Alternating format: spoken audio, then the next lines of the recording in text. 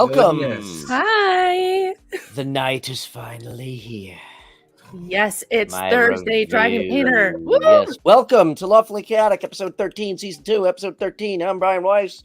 As always, are my awesome co-hosts, Jason, the storyteller of TTRPG Academy, and the fabulous Sharon, fabulous Berrybot, Sharon. Yeah. Andy, Dragon Painter, 468. Andy, you win tonight. You were first in. 3 miles. Andy beat you tonight. So, even NASA uses a shorter countdown than that. Whatever. That's so we can get all our shit together while the countdown is going, and I can remember to hit the go live button, which I have forgotten to do in the past. Anyway, tonight I finally saw Dungeons and Dragons: Honor Among Thieves. Finally, Eagerly been awaiting my review, and it is coming. After announcements, Sharon, what do we got? Hi guys. Well, my campaign just ended for the Graying Lands. The finale is up on all YouTube and Twitch accounts over at the TTRPG and the RPG Code channel, so be sure to check them out. Spotify as well, if you want to just listen in on the podcast rather than watch. Sweet. Yeah. And I heard that it's like a 40-part finale. It's also on it's also on HBO Max and Apple TV. Finally, we got that HBO deal. I'm joking. It's not. Hey! One can dream. Dream. Jason, what's going on with you? Kind of celebrating a couple milestones. What happened? We hit 600 followers on the TTRPG Academy Twitch. Oh, nice! That's awesome. Yeah, the YouTube follower count steadily climbing, but more importantly, the view count. We hit 2,000 views on the YouTube channel, which is pretty cool. Wow. The Anchor no longer exists. Spotify has bought Anchor, so Spotify took over. And right now we've got some catch up to do on Spotify. So if you're out there and you can help out, go to our Discord or go over to TT RPG Academy and look at our podcast link. Help us spread the word. I've got over 450 episodes, both in YouTube and on Anchor. So if you want to listen to anything that's D&D related over the course of the last 3 years and listen to me just slowly melt into a puddle of plastic, it's pretty fucking funny. Awesome. Plus all of our previous Lawfully Chaotic is there. The entire 12-part finale of the Graying Lands is there. Oh, 12. Okay. I used to make a meager, $5 a month over at Spotify, but they took away all that when Spotify took over from Anchor. And so now I have to have an average of 100 listeners to get into the advertising quota again. And I'm averaging about 20 right now. So any help over there would be greatly appreciated by anybody. Other than that, if you cast mirror image on yourself, that every person counts as 3, by the way. There you go. And it would be 4. Considering I do all the production work, the recording, the editing, I enjoy it because I've taught myself at least 20 new skills ever since I took on this challenge. Mm-hmm. It's been a blast. It really has been. My one of my Thursday pay-to-play tables is officially announced. If you want to come sit at the table and you've got time for it, go check it out over at the D&D Club, which is soon to become the RPG Club. Thanks, Dorito. I appreciate that. Sweet. Awesome. What's going on with you, Bri? I'm just trying to catch up on work. I just realized you shaved. I know. I rolled a natural 1 on my perception. I know. Sharon noticed it right away. Sharon, you're the only one who noticed it right away. My wife, my son. Well, no, you and my son. My wife took her like 2 days. She's like, "What the hell's different?" Like, really? So yeah. Hunter S. Thompson. I just got new lenses in my glasses today. Rocking the rose-colored glasses. Yes, I am feeling better. I was just going to say thank you, Andrew. I'm finally, I think, feeling better after my bout with the Cove. And I've just been trying to catch up with work, so I got a whole list of shit to dive back into, game related. Um, yeah, so, but I did have a chance to go see a movie. Did you yell and rant during the entire movie? And Dragons: Honor Among Thieves. So I'm finally ready to give my review. Now I have not watched your episode of the show. I've not read any. I mean, I went in completely cold. Okay, I did that for a reason. I didn't want to be biased at all. The most important joke. Yeah. So my review of Dungeons and Dragons: Honor Among Thieves. What a pile of steaming movie entertainment. That buildup was excellent. I said if it was good, I would admit it and eat my words. And for the most part, I was actually pleasantly surprised.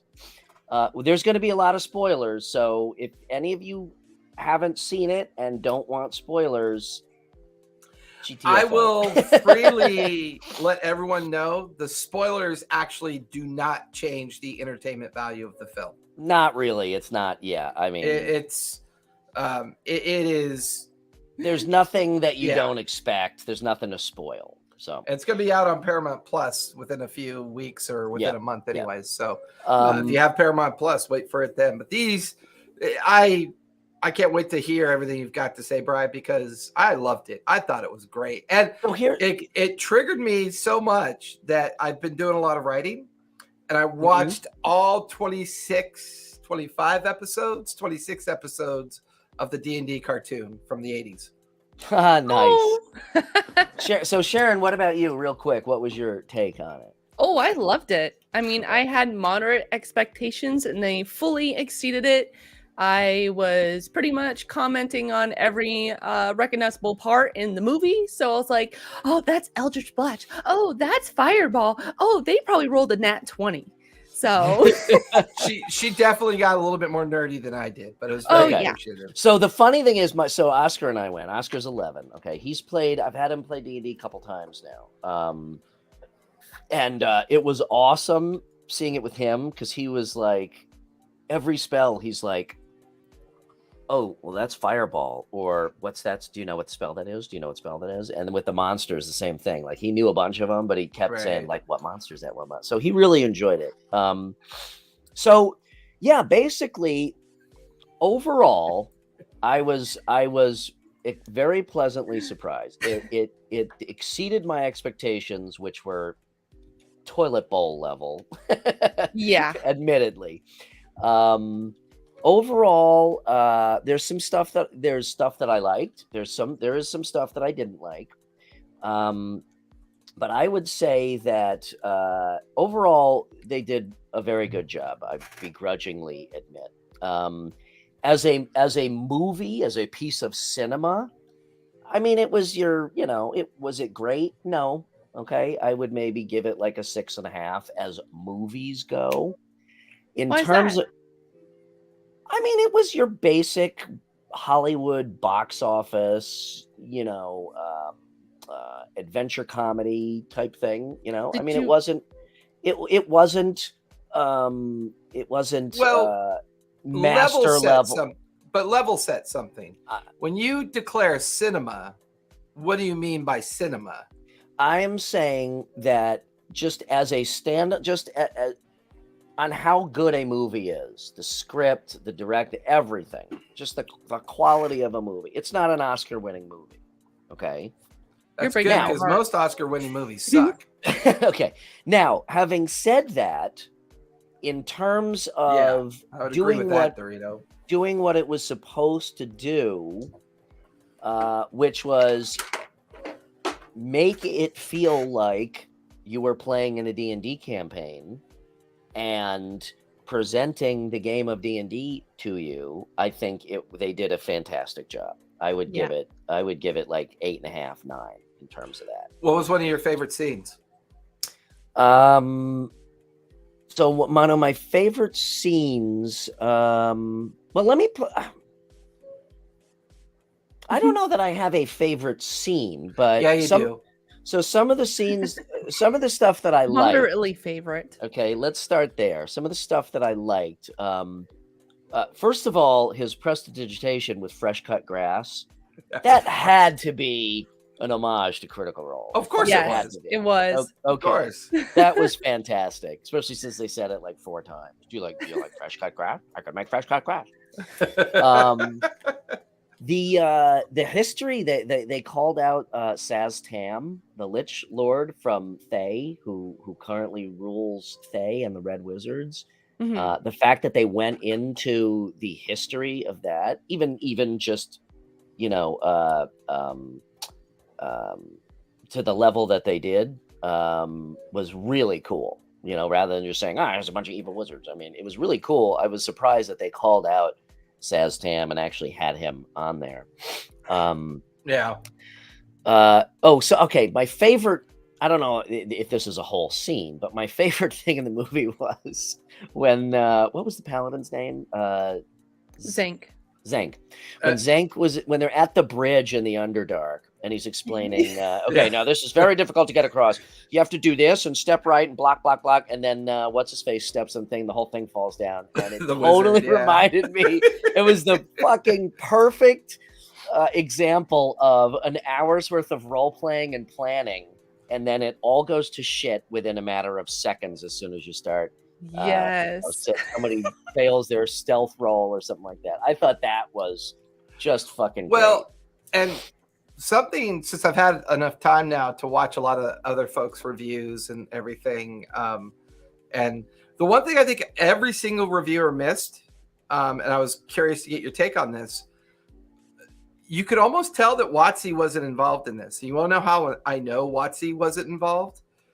They integrated a storyline that was multi-generational, right? They used the OSR, like the OG environment of Forgotten Realms. They used a great villain lore, like the Red Wizards of Thay.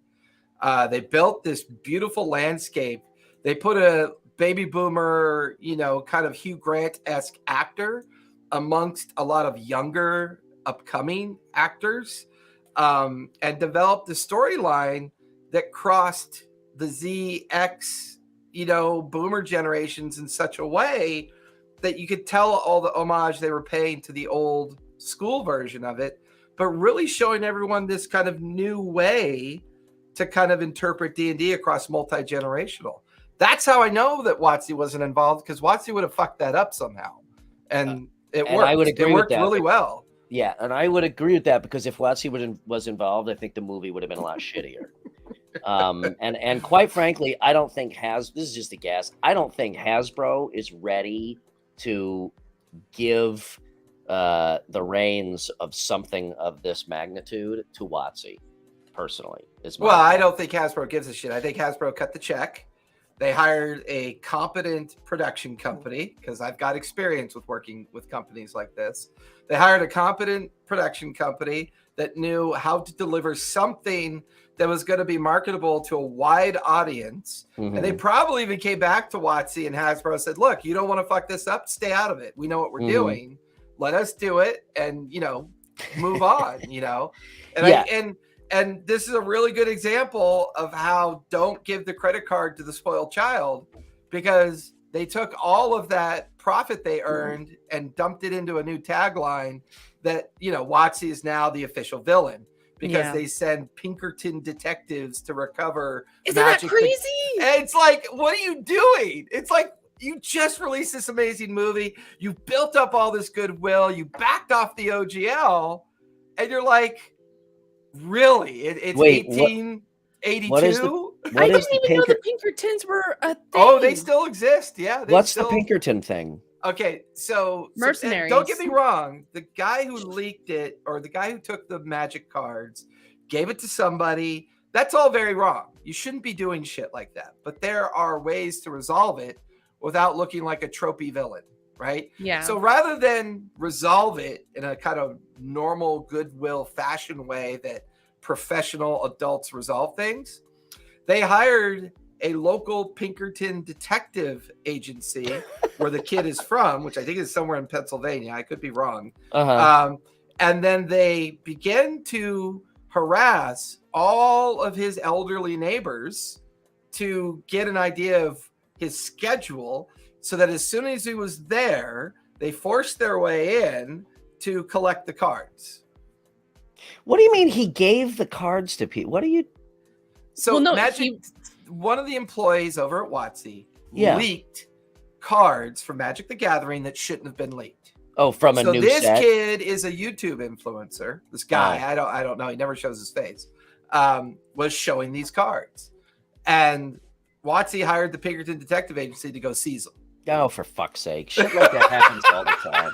Fucking leaks happen all the time. That's what drives motive. That's what drives.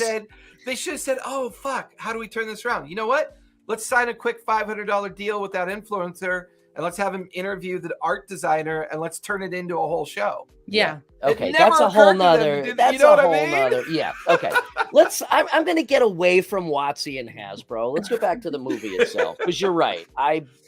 Whoever was in charge, somebody had enough brains to say, let's let the movie makers make it. Yeah, exactly.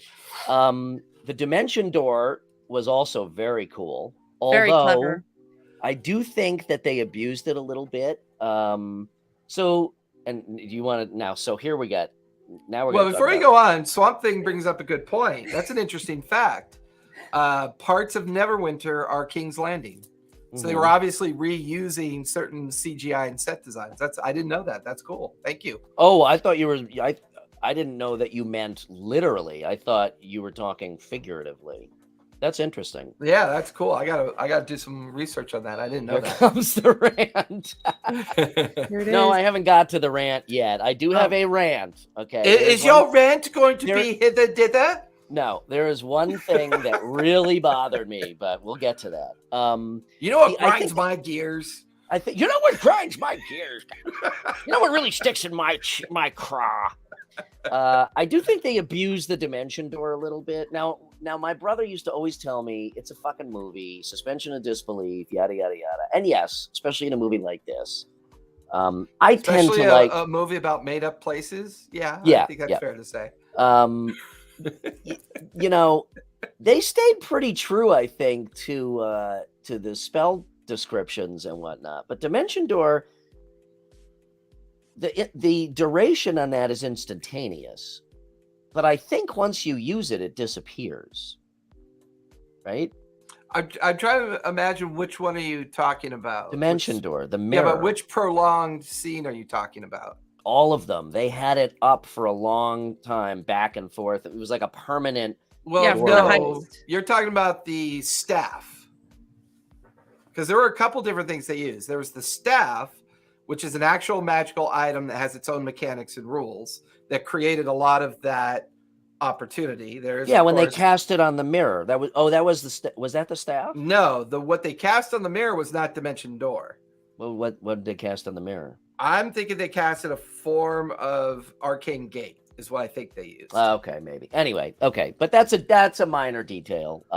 The effect, the CGI, how they did it, the effect was really cool. freaking cool. Yeah. Okay, I'll go through the things I didn't like, but remember, like I said, overall, I was very pleasantly surprised, and I was thoroughly entertained by the movie. Okay. Now there you go. They abuse the fuck out of Wild Shape, like they always do, and like happens in the game. So yeah, in but that that's regard, your natural hatred towards druids, so I don't think that's a fair assessment. Yeah, it is. I will admit it. I fucking hate druids. They're game so you're breakers. biased, so that's out. However, let me finish. However, they stayed true to the fact that druids suck and are overpowered as fuck. Okay, so in terms of like how hurt they feelings, use, Brian, the druid got to show although off a lot. they did abuse that too, because she was changing back and forth, and I know there's a limit to the number of times you can do wild shape. But the effect was very cool how they did it. I mean, how she transformed into the owlbear, that was fucking awesome. And like I said, I will admit that they used it. What did they do to you? Yeah, they used it. I'm actually adopted, and my adopted parents they were druids, and they abused me and stuck me in the cabinet under the stairs. No, you don't. They don't abuse it for attacks. They abuse it for everything else. However, again, I will say that they were very true to how people play druids. So in that, I applaud them. This is just my personal bias. Druids suck, and I fucking hate them. I do think the Underdark could have been way cooler. That was very I mean, traveling to the Underdark for a side quest should have been a lot cooler. In my opinion, that was oh, let's just pop in and, do this shit. For a quick second. Yeah. And run away from this fat red dragon. That was dumb. Shout! That's my favorite That part. was the best part of the lore that they captured. That's a legit piece of lore that's been in the game forever. That was awesome. All right. I'll give you that one. What else? Yeah, strong. I'm ignoring chat right now. I really wanted to see. I loved the spells. The spells were awesome, but I really wanted to see Mage Hand used like people use it in the game, which is also to annoy the fuck out of DM. They did use Bigby's hand. Yes, but not Mage Hand. I know he probably used Mage Hand to pick people's pockets when he was doing the show, but it didn't illustrate that. Right. And I just think I thought Chris Pine was actually awesome. I was really worried that he would come off too Chris Piney. But he didn't. I thought he did it. I think he played the part of a bard exceptionally well. It was just enough to be in character without either stealing the show or just being too ridiculous. So I think he did a great job. Everybody else, I think, did a pretty good job. I don't think there were any huge standouts. Actually, Hugh Grant was really good, but I was actually very, very pleasantly surprised with Chris Pine. Yeah, Hugh Grant didn't make that accidental Jeremy Irons mistake and just assumed to overact. Yeah. I mean, he was also believable as a con man. Yeah. He wasn't like a dyed-in-the-wool villain, but he was. And at first, I was a little confused because I started liking his character at the beginning, like that cool kind of shill-like shyster that just, wanders through life, just living off other people's good fortune. And I loved how they included backstories too. They did a good job. Absolutely, of including backstories, and I felt that was really important because I'm a huge fan of players writing backstories. I think it's central to a long-running game. And minus one exception, I think they did a really good job with that. I think they really did a good job with the backstory also. Not like Marvel level character development, but for a movie like this, well above average. Yeah. And the humor was well timed. It wasn't eye-rollingly, disgusting. It was actually wasn't overbearing. It was not at all. Well, it didn't feel silly. I was afraid to that point. I was afraid it's going to all feel just silly. I was afraid that they were going to just go down the path of making things so silly that you're never going to give it a chance to be taken any levels of consideration. They clearly took some hints to the writing style from Guardians of the Galaxy. Totally. The Josh Whedon method of interacting and creating funny moments. Yeah. The minor illusion glitch was fucking hilarious. What'd you think about Bradley Cooper's appearance? I thought that was cool. Right? I mean, anybody who was doing a cameo in that film is because they love the game. However, I think I liked him.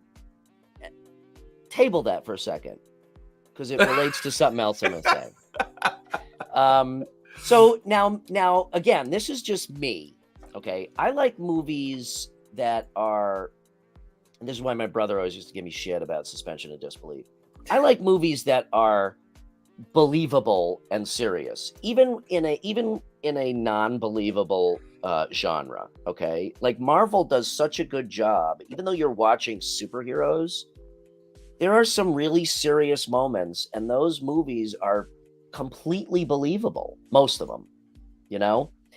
I was hoping for that with this. Maybe not like Lord of the Rings level, not that serious, but I was hoping that they could combine what they did with a little bit more seriousness. But again, that is purely subjective, and that's just me. Yeah, and that's actually a really good point. And I think Yeah, exactly the difference between Marvel and DC. Although I will say, without a doubt, that if you slotted this movie into Marvel and DC, this would be well above DC. Not Marvel level, but well above DC. Because DC. Well, I think the challenge you have with integrating multiple generations into a storyline is that you probably don't want to go too heavy-handed on the drama, just like you don't want to go too silly on the comedy. Well, this was a marketing ploy. This was I was just going to say this is a tool to get people into the game. And I think in that they hit an absolute fucking home run. Yeah, I think so too. And total home run. My DMs and my emails tell me that yes, as soon as May is over, I've got a laundry list of people that want to come play. So I think that hit the home run. It did a really good job with that. Yeah. So that's just kind of my thing. And because of that, again, I was very entertained by the movie and, engaged with all of the lore and the spells. That was another thing. They did shove a lot of stuff in there just to show it. It's like, oh, here's a gelatinous cube and a mimic. And I'm not saying they weren't cool. I'm just saying it's like, oh, let's take, all the iconic monsters and shove them in there. Let's take all the spells, shove them in there. So they did that, but it wasn't in such a superficial way that it seemed too heavy-handed or too on the nose. Okay. Right. They used them very well. They still explained a lot of backstory and a lot of lore.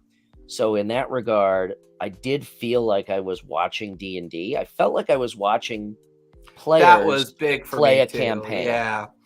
There were a couple things that made me feel that way. One, when they came up with this elaborate plan to sneak into the vault, but the mirror ended up upside down, so they couldn't get in, right? So they had to come up with a new plan, right? Yeah, that's exactly what happens. The scene where I could easily see one of the player groups taking a 3-hour session to speak to dead, only to continuously fuck it up until they finally get it right.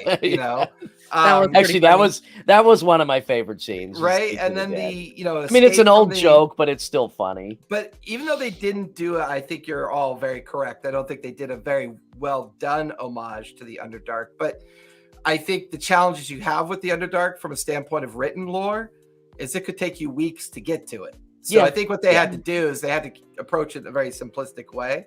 However, the interaction, the escape was so adventure. It was so cool, in regards to what they were doing once they were down there. Totally. But I kind of wanted to see some go back in the stinger was great. Funny. That was hysterical. I kind of wanted to see some drow down there or some dark domes or something like that. Or when the intellect devourers walked by. Oh, that was great. I wanted to see mind flayers. So, again, I think the Underdark could have been that was a very good. That made me laugh. It really did. But did you get the feeling that the way they at least decently executed all this, that we may actually get the world of Terrell, and possibly, if they play their cards right, they could literally, give us a whole new Forgotten Realms / World of Terrell content lore. You know what I mean? It felt in the game or in media. In game wise, content. Oh yeah, sure. I don't see why. Because for the longest time. They were calling everything the Sword Coast because of their lack of licensing with Greenwood. Yeah. Well, he had to sign off for the movie. So it makes me wonder if the old man is maybe coming over a little bit to finally give the world of Terrell its reboot that it's deserved. When you say old man, you refer to Greenwood. Oh, okay. Ed. Okay. I'm not a fan of the big Santa Claus looking wizards dictating absolute understanding of the game. I've never been a fan of that shit. Mhm. But it sounds like he's finally loosening up to the fact that there is a lot of interest in the original content, and there is a lot of interest in seeing that rebooted and kind of remastered for new generational use. And I think we're missing out on a lot of lore and immersion in that old world that doesn't necessarily have to be nostalgic based. It can be new and be something that we can all still play. So here's the one thing that I will say. Again, I was engaged with the movie. I wasn't bored at all. I liked it. That's but good. It didn't, and I did feel like this is what it feels like to play a campaign. And I don't know if I could put this into words, but it didn't draw me into the film itself. Okay. It didn't give me that feeling of, and I don't know how to put it into words, but like just a movie that comes to the top of my mind is Goonies. Okay. When that came out, I mean, that was I already know the answer to this. I already know why you felt like that, because I felt the same way. Yeah. Which is why I can't wait for it to come out on Paramount Plus. We are completely tainted by decades of failure of transitioning out of the book media and into the visual media of our favorite title. We went in there satisfied they didn't fuck it up. So there was nothing to draw us in. There was nothing to give us that Goonies feeling or Raiders of the Lost Ark feeling. Exactly. You know what I'm talking about? Where it's just this intangible, like you feel like you are there, you know? Right. Like no matter what, like this is an ongoing joke, but it's absolutely true. The Indiana Jones movie, right? My favorite joke about that movie, and I've known it for years and I love to accept it, is that Indiana Jones was completely irrelevant to the movie. You watch Big Bang Theory, don't you? And it's very true. When you go back and watch that movie, I know. you realize the reason why that movie draws you in, just like Goonies draws you in, it's a unique storytelling style that regardless of the biggest plot hole in the world related to Lost Ark, you watch it. So to your point, when we go into that D&D movie, we're like, oh, we're so relieved every time we're seeing things that are telling us it's not going to be shit, that we forgot that we should actually be hiding in the refrigerator from a nuclear blast. Well, that's, the plot holes only get worse with each 95-year-old Indiana Jones. I know. They did a whole Big Bang episode on that Indiana Jones joke. Yeah, it was pretty funny. But if you go down that rabbit hole, then Occam's razor, if you subscribe to Occam's razor, you could wipe out 90% of the movies ever made as never having, a reason to be made. They're all written the same way, right? The hero's journey. Even if you look at D&D, D&D was perfect for the hero's journey. That was the intent of the film, right? Like every movie is written under the premise of the heroic journey, right?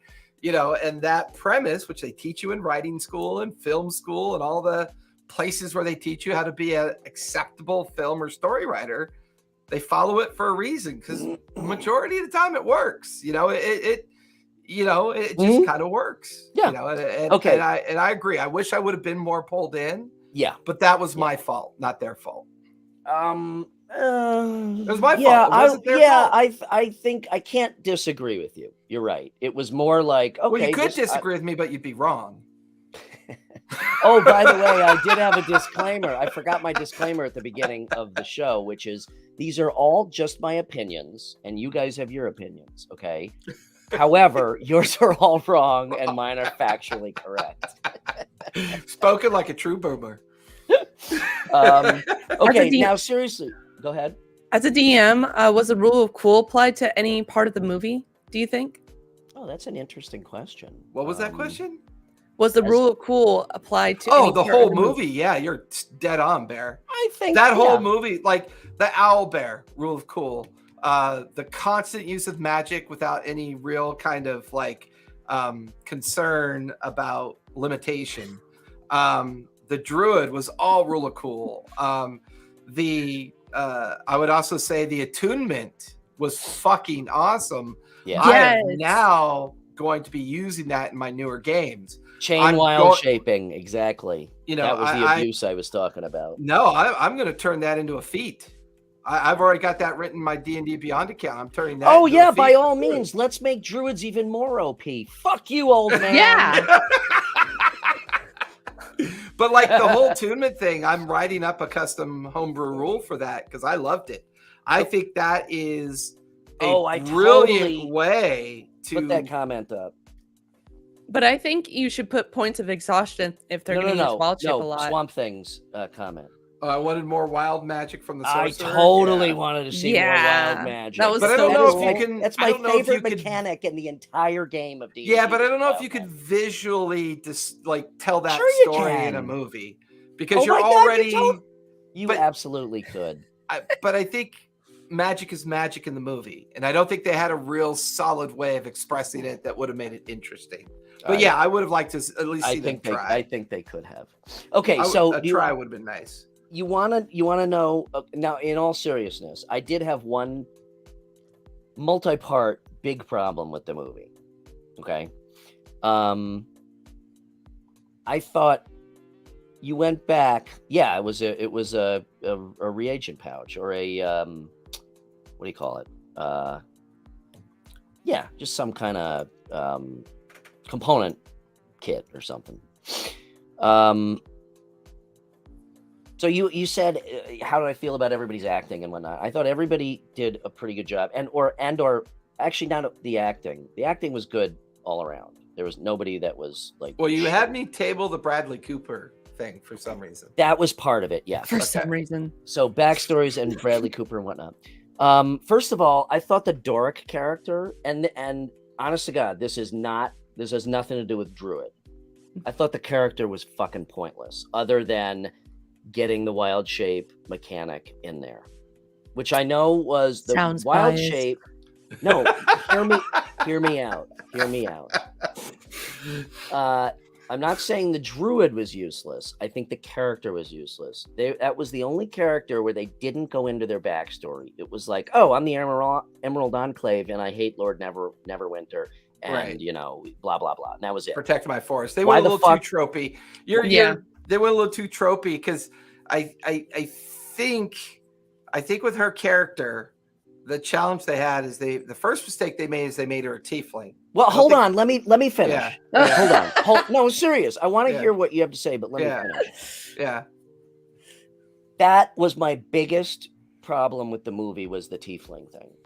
First of all, she's like, tiefling born to human parents. What? What the fuck is that? No. Bullshit. I call bullshit on that. You get an internal pact. No. That's what happened with Percy with his kid. They fucking wimped out, in my opinion, on the tiefling. And I don't know if they didn't want it to seem like, painted blackface or whatever, but a white tiefling with red curly hair and a couple of cosplay horns glued on. Super fucking disappointing. Super disappointing. Likewise with the halfling. All they did was they shrank him down. That's not a fucking halfling. That's at best a gnome or a half-scale fucking video of an actor. Across the board, race-wise, they did a really good job of the exotic races. The Dragonborn was fucking amazing. The Aarakocra was amazing.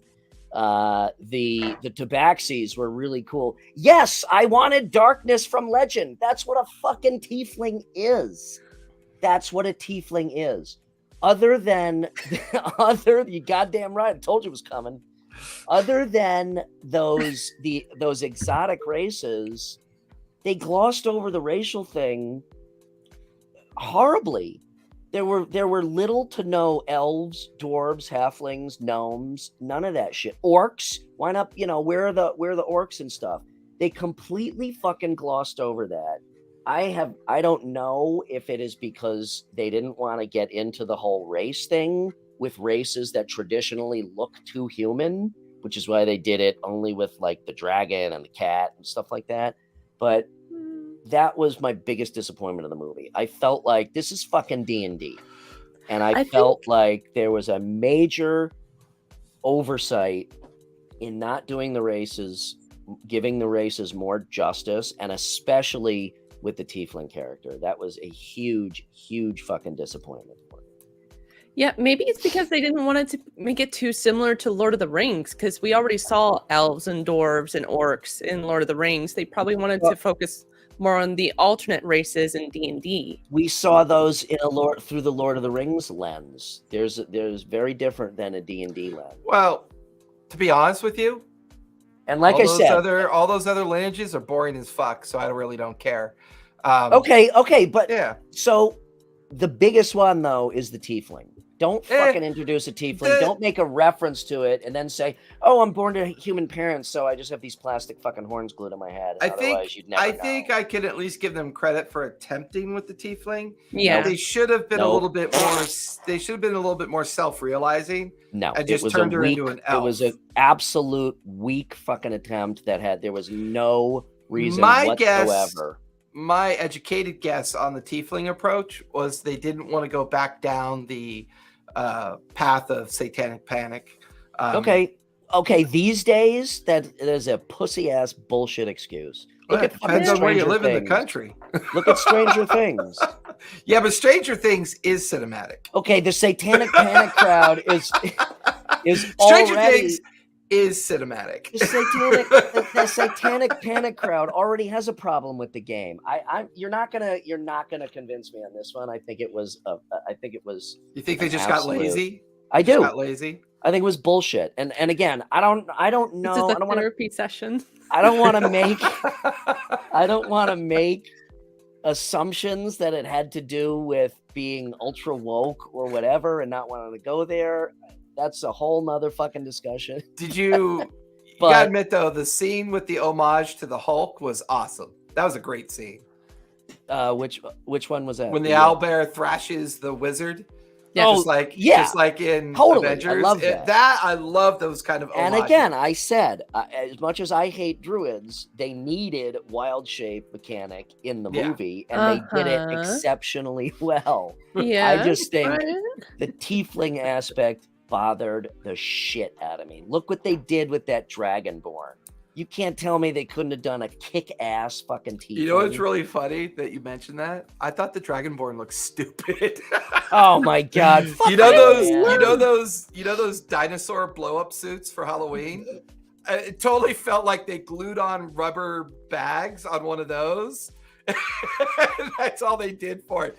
Because if you noticed, you only had 2 Dragonborn, and one of them barely was in the movie. One was one begging for coin, and the other one sat on the judges panel. So it's not like they had to pull that off. To your point about the boring races,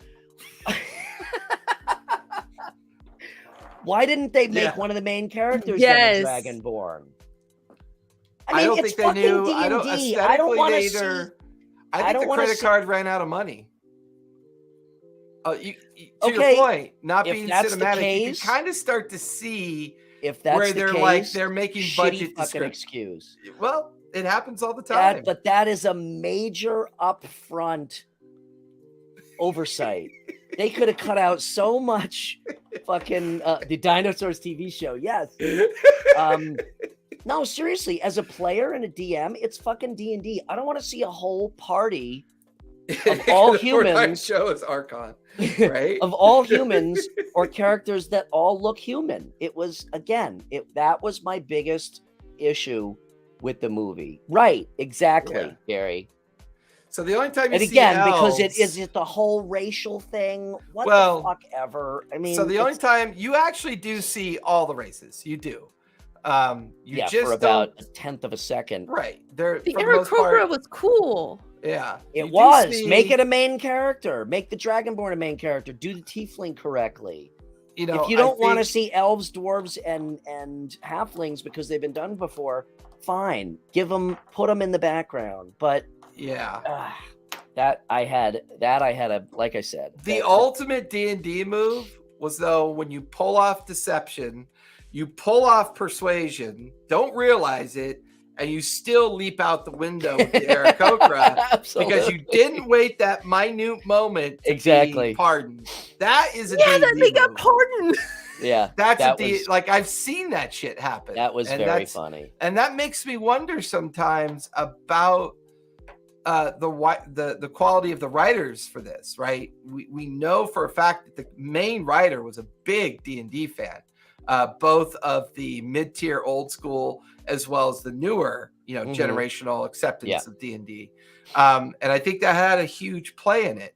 I think, speaking above board, and we always like to joke with each other, but I think there's a lot of sensitivity around the lineage ideas of orc, drow, and once again, because I think they were catering to multi-generational audiences, it's always easier to tell a story that's a little bit more glossed over for the sake of the continuity of what they're going for, and not necessarily the importance of the overall kind of idea of the IP, the idea of the IP of D&D. And you're not wrong. Okay, I do agree with you. However, I think that it was a weak stance to take. I like this question. This is a good question. Yeah, I'll answer that. I think it was a weak take on the topic, and if I could give him a pass on everything in that regard, I would, except for the tiefling. The tiefling really fucking bothered. Yeah, but you're biased because you don't like druids. No, it's not. Yeah. No, it's not. I'm telling you, it's just your not. Opinion, Brian. I get your point with the tiefling. Whatever. They shouldn't have made her a tiefling. Yeah, I do agree with that. They should have just made her an elf. It would have made more sense. Either fucking do it right or don't fucking do it. Right. If they had made her an elf, tied her into the Emerald Enclave, protecting the forest, it would have made perfect sense. Yeah. So, can I ask three of you a question? What are your options? I'm assuming that means opinions on the paladin in the film. Personally, I felt it was a great way to express an NPC. I think that's exactly the role it filled. And I knew that was its role when the paladin walked away from the party on the beach and didn't care about the boulder, and simply, like most DMs would describe an NPC leaving, just walked a straight line away, right? Just right over the boulder, and it kept going. I thought that was a great expression for an NPC. That actually wasn't part of the script either. No, it wasn't. It was great. It's like the Indiana Jones with the whip and the gun. Mirror 2.0 will be a tiefling druid. I loved the paladin. I thought he was great, and I also was very surprised. I did not know that he was an NPC until he left, and I thought that was really fucking cool. I'd have liked to see a little bit more paladin-ness with some radiant magic and whatnot, but I thought the actor did a great job. Reggae Jean Page did a great job. I thought the character was really great. So I loved it, actually. I thought it was really, really a very cool character. I think he was a very well-balanced NPC. I kind of missed him in that great battle between the Red Wizard. I wished he was there to see more of the Paladin magic, but I did like the fact that they looped him back in at the end of the movie. So it's like, yes. Yeah. So that's my reenactment of what Evil laugh, Zaz Tam did look fucking awesome, and I really wished that he was the big bad evil guy. Well, that was something else that kind of threw me a little bit. I think the BBEG fight at the end could have been a little bit more climactic and a little bit more intense. It did seem pretty quick. Yeah, it was a little quick and it was a little glossed over. I would have loved to see Zaz Tam show up instead of what's her name taking the brunt of it, because that was awesome. I really wanted to see more of him. Zaz Tam? The Lich Lord who rules at the beginning. Thay. Yeah, with the horn of. Yes, so he is the Lich Lord that rules Thay, and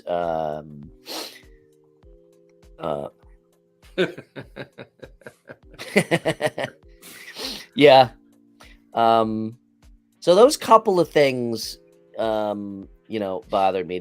Like I said, the biggest one was the races and especially the tiefling. But having said all that, overall, I was very entertained, and given that my expectations were so low, it blew my expectations out of the water. Swamp Thing, you got 2 more questions for us. What were your other questions? I think he said a question for the 3 of us. Oh, I thought he was saying, "Can I ask the 3?" Oh, okay. I thought he was asking. But Swamp, 3 go questions. ahead. Yeah, if you guys have more questions, feel free. But, Well, and it's valid because it was a really good multi-generational flick. There were a lot of things that I could look at and remember reading about when I was 10 years old in the original, Forgotten Realms and the original books and stuff like that. But I'm also very aware of like the newer, like the newer content related to D&D 5e, so it's all there. And I think they did that really well. So about this tiefling. Oh my God! So there was this tiefling in the movie, and she's freaking white with curly hair and these dumb horns. Well, to be fair, in the older editions, tieflings did put on the human like visage to blend in with the popular. The original lore had them being more human. Yeah. But I think their original lore, technically, Bryan, the original lore to the point of the look to the point of and this brings up another good point. Illusion glitch. Well, it brings up another good point, right? I honestly think that they left orcs, dwarves, halflings, even though their cameo was, funny and thoughtful. But I think for the most part, those stories have been told a million times. I think the reason why they didn't use a lot of the more complex visualization lineages is because the cost of putting people in those costumes for, weeks and weeks and days of production value, it's just not worth it. It's just not worth it. Especially that stupid Dragonborn costume. That thing was ugly as fuck. You and I are definitely gonna disagree. I'm like, I could go down to Party City and get one of those dinosaur blow-up dolls, and I think be that a Dragonborn. To say we ran out of money to make main characters in costume is fucking dumb as shit. Well, it depends if your corporate overloads gave you a budget. Well, then they blew their budget in the wrong place. I mean, I adore the animatronics. $100,000 horns. Yeah, exactly. Talk about going to Party City and picking something up for a fucking costume. Go ahead, Cher. Sorry. They weren't even big horns. They're cute, dainty ones. Let her have her horns, Bryan. Just let her be horns. No, dumb. Bigger isn't always better. Tiefling dumb. Tiefling dumb. Do it right or don't do it. I have spoken. This is the way. Stuck in a rant loop. Yeah, that's a good question. Whether it's on the editing room floor. I mean, how do you think the movie will change how new players expect the game to go? No, it's all kinds of excuses. It's not a disguise. It's just a shitty decision. Period. I think they're going to expect to be entertained. I think it's a great question. I think the entertainment volume is going to get turned up. I'd agree with that. I think a tiefling bard would have been fucking awesome. But then, I mean, you can't stick Chris Pine in makeup like that for the whole movie. So that I get. I actually think that they did such a good job of making this feel like a D&D campaign should and does feel. Yeah. That it's not really going to change expectations. It will reinforce them, but I don't think it's going to change players' expectations on how it should play because it was a campaign. Clear. Wait, what do you think, Cher? I think it will drive new players to come and play D&D because, like, I am starting to. After watching the movie, I looked up the Sword Coast and, Faerun and everything. I thought it was really exciting to actually look at the map and see where they traveled. Mm-hmm. So, and then also when they talked about Waterdeep, that's like a game I've always wanted to jump into because of like the giants and stuff. I think it's really cool. Mm-hmm. Yeah. So yeah. I think it's exciting. Yeah. And I think there's a more, I think this movie makes it more accessible for new people to come in. Yeah. And, to your point, Jason, again, as a marketing tool, they knocked it out of the park. Yeah, I think And- they did. and I think the it reason did exactly what it needed to do. Yeah. And what they did do, which I'm still stunned that they did, is they made it a marketing piece, but they also made you and I and people like us happy. And Yeah. that's fucking tough, because when episode 1, when Phantom Menace came out, after all those years, holy fucking shit. Because, and the argument was, oh, they're trying to get a new generation involved. Fucking no, you're trying to get the generation who now has kids and will get them involved anyway. You're catering to the diehard fans, or they should have. And instead, they made 3 Star Wars movies that are fucking kitty litter. I don't think Hasbro's going to know what to do with it, because I think they expected it to flop so they could write it off in their 2024 taxes. That's how corporations support things. They plan for failure and expect mediocrity. I don't know what they're going to do with it. I'm too amped up about Cavill's Warhammer project. I'm jazzed about Joe's documentary project. I just watched the Luke Gygax documentary on time.com, which I thought was an amazing piece about D&D.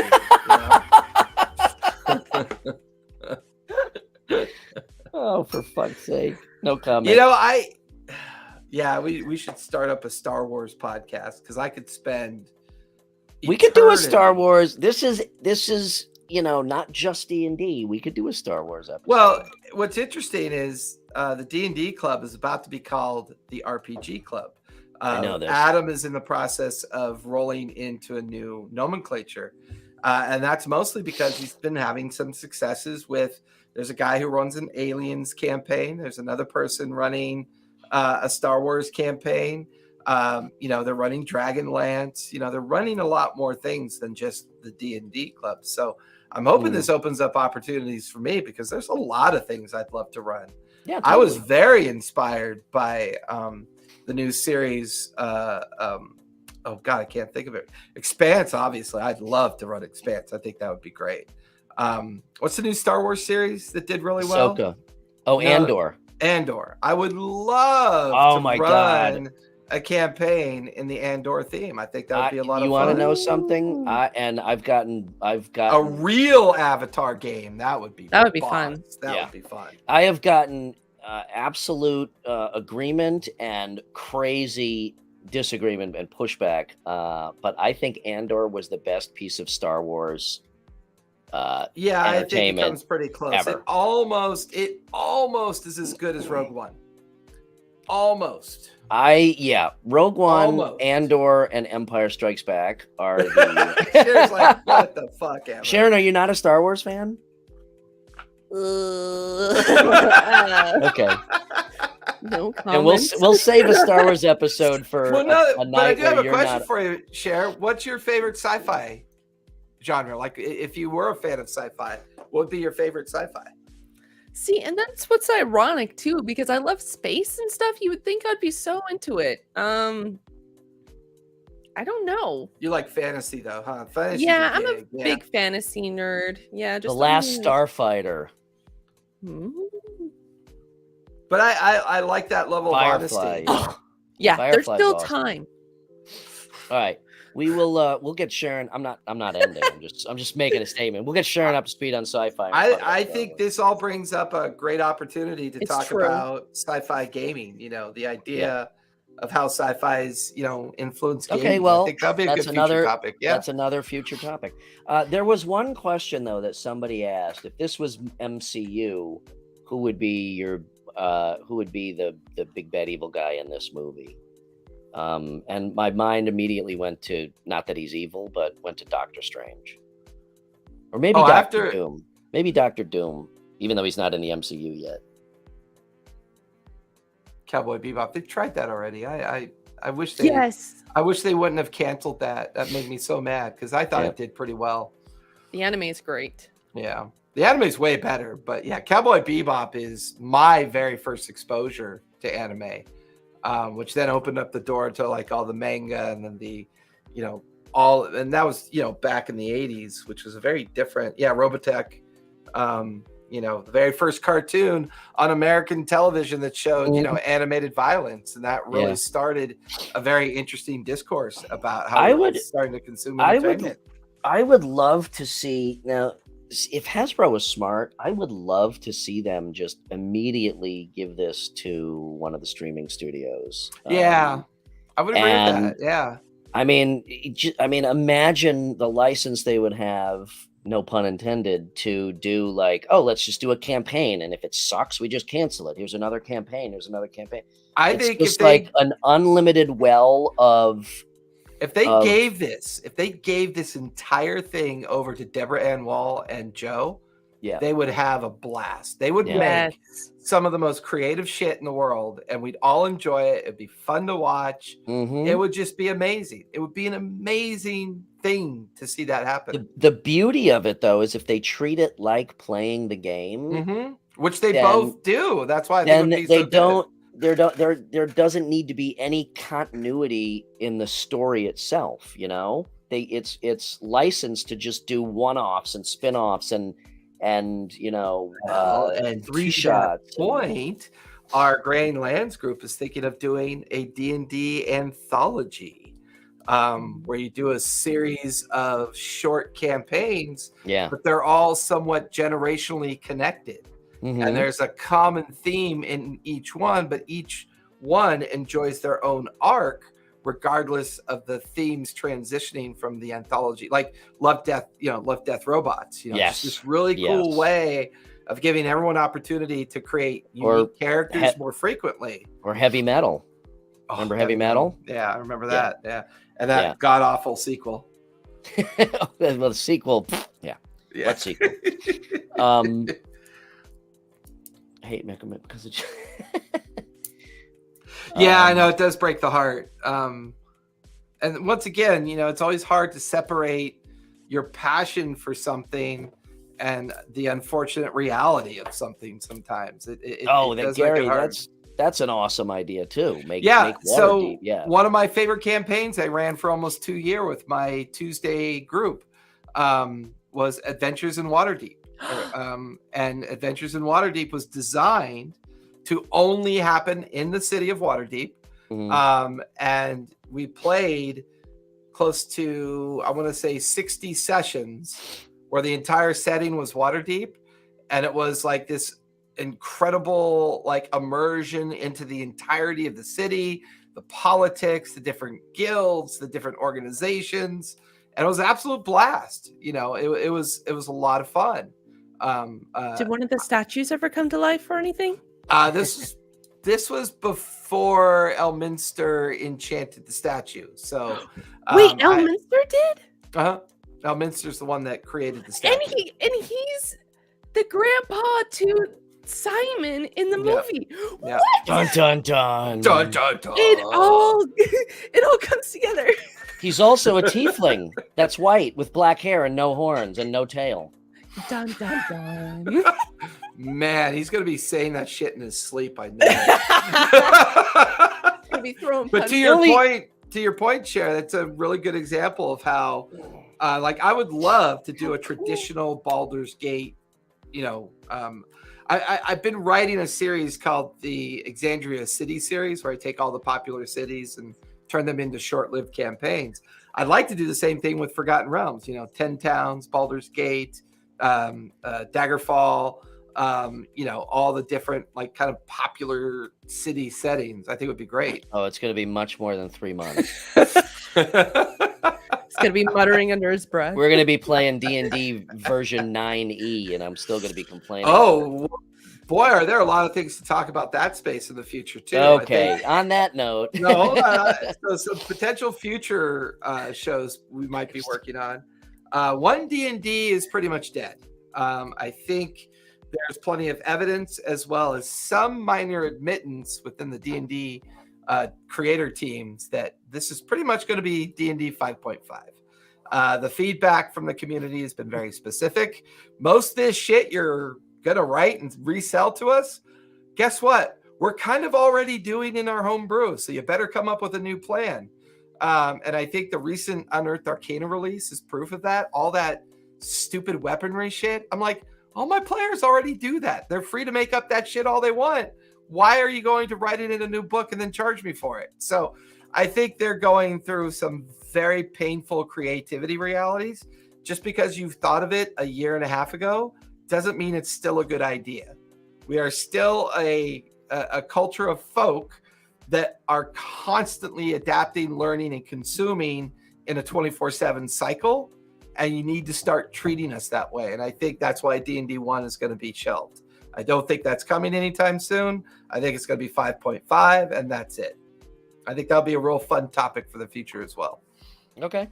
Yeah. I can get into that. I promise that would not happen. So anyway, so there it is. Overall, I will give it a thumbs up. They pulled it off, and I was very entertained. I'm so glad they didn't do a Beholder.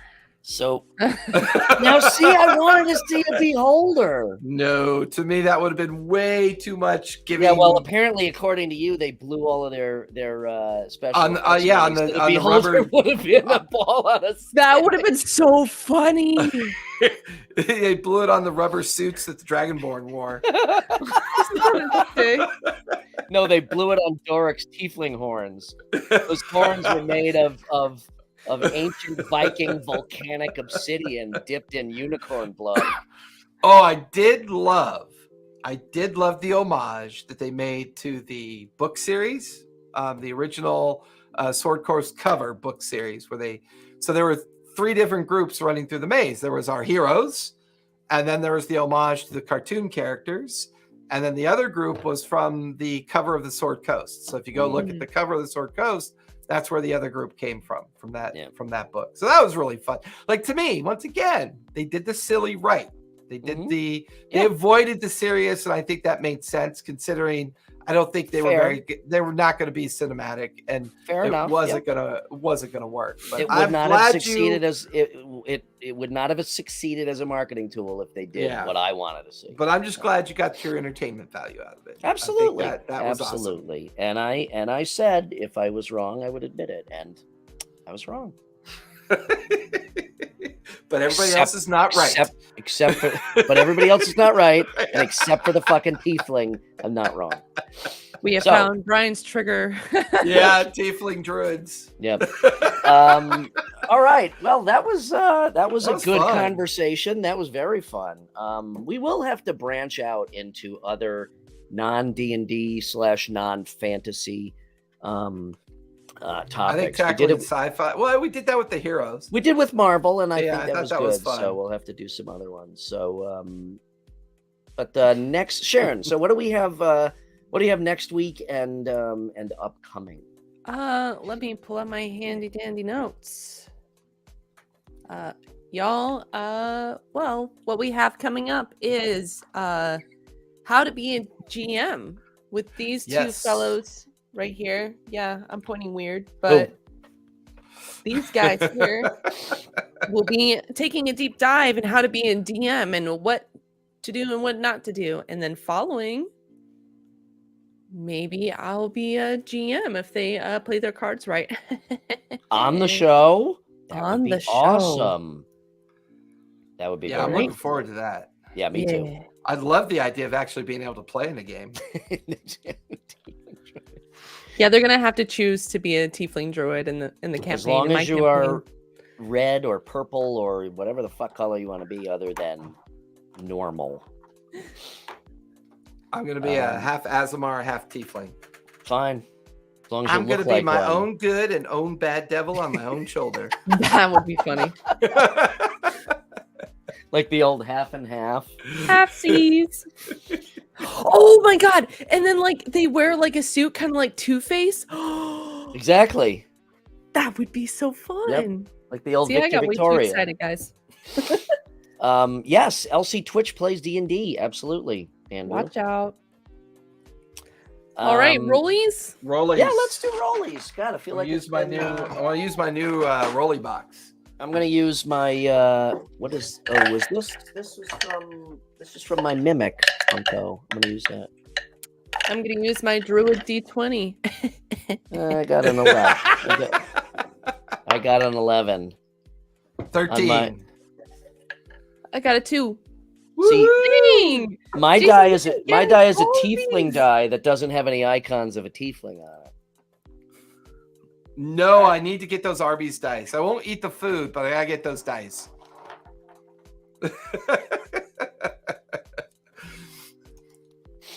All right, you're up, Arby's Jace. will eventually kill you. Well, everyone, thank you so much for coming out and hanging out with us today. We got to get some of Bryan's rant out of the way. I'm sure the number of poltergeists that will be leaving his house after this show will be amazing, and he can finally get some good night's sleep. But one of the things I think is very important about this movie and what it did do very well is that I hope it encouraged everyone to start playing. Even if you choose not to play this game, play a game. Like sit at the table, pull out a board game, give it an opportunity. Try D&D, try Star Wars, try Catan, try whatever. Just get around the table, agree to play a game. Take that time to get to know family, friends, and strangers, and really remind yourself as to how important it is to talk to each other, how important it is to, like me and Bryan could always banter about our disagreements, and then Cher reins us in. And, even though we're sci-fi fans, she's fantasy fan, there is no wrongness in being different. It doesn't exist. The discourse that we use to remind each other of how important we are because we're human beings doesn't mean you should miss out on all the fun things related to being a human being, because it is pretty fun, and I think it's important. So with that in mind, I love you, Jace. Oh, I love me too. Thank you. Beautiful. With that in mind, thank you everybody so much for coming out. And as we always like to say before we sign off. Okay, so Colin. Oh, so no. there was this fucking just go rewatch it. It's all there. It's all there. TPK? T? Tell a story. P? Play games. Be kind. Good night, everybody. We'll see you next week. Thank you, Bye. everyone. Bye.